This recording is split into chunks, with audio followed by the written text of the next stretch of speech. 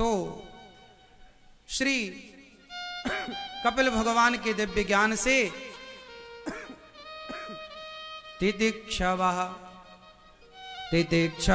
कारुणिकाः सुहृदः सर्वदेहिनां अजातशत्रवः शान्ता साधवः साधुभूषणा।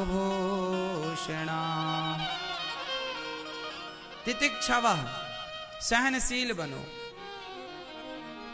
मां को ज्ञान दिया कपिल भगवान ने, मन को वश में किया जाए तो मन भगवान में लगने से लोक परलोक सवर जाए। कपिल भगवान के दिव्य ज्ञान से मां सिद्धा नाम की नदी बनकर बह गई। कपिल देव जी ने आचमन किया, गंगा सागर चले गए कपिल भगवान। बाकी तीर्थ बार बार गंगा सागर। मनु जी की तीसरी बेटी का नाम है प्रसूति। प्रसूति का विवाह दक्ष से हुआ। दक्ष की छोटी बेटी का नाम है सती। सती का विवाह भगवान शंकर से हुआ। एक बार शंकर जी अपनी पत्नी को लेकर कथा सुनाने गए सती मां को। कहा? अगस्त जी के पास। कथा तो बढ़िया हुई, पर माता सती को ना कथा में, जिनकी कथा थी उनमें संदेह हो गया।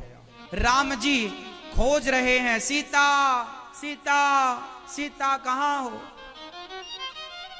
सती को लगा ये कैसे भगवान है। अच्छा, राम जी भगवान है या नहीं?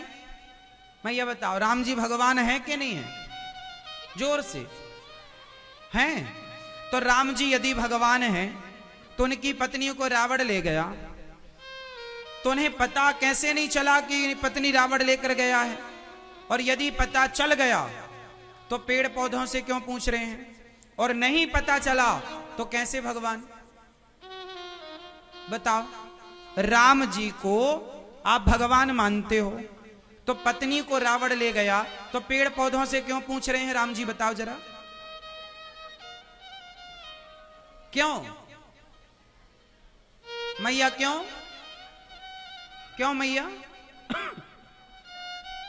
क्योंकि लीला मनुष्यों की कर रहे हैं।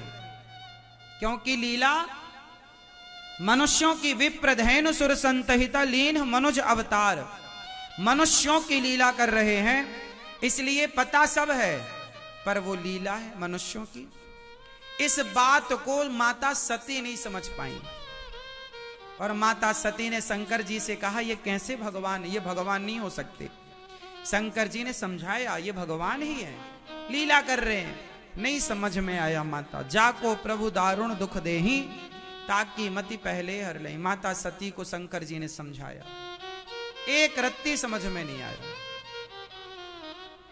और माता सती को जब नहीं समझ में आया तो शंकर जी ने कहा आप लोग भी अपने बच्चों को समझाती हो, बेटा बहू पोता पोती। कुछ बच्चे समझ जाते हैं, कुछ लोग नहीं समझते। तो नहीं समझते, समझ लो इस पर भी भगवान की कोई लीला है।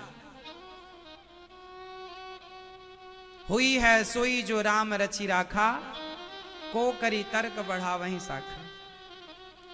अब तुमसे नहीं समझ रहे हैं, मतलब भगवान की कुछ और इच्छा है अब भगवान जी की। इसलिए भगवान की जो इच्छा है, अब क्या करो हे नाथ, अब आप ही समझाओ हम क्या करें। तो जो इच्छा भगवान की उसमें खुश रहना चाहिए।